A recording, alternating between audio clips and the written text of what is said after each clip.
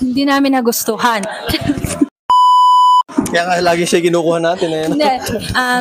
Sir Lemon, thank you po sa team nyo.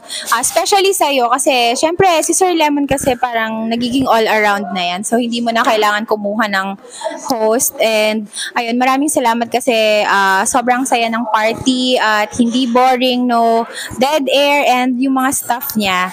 Ang funny din ni Kuya, yung kulot yung buhok tas yung gano'n yung ipin. Nakakatuwa siya and maasikaso talaga sila. Ano masasabi mo, love?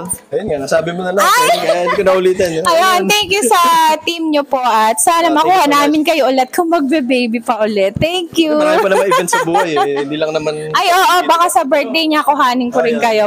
Thank you. Ganun ko, di ba gustong-gusto? Oo, gustong-gusto kasi ni Mami sila Sir Lemon talaga. Kaya sila kinukuha namin. Maraming salamat sa inyo. God bless.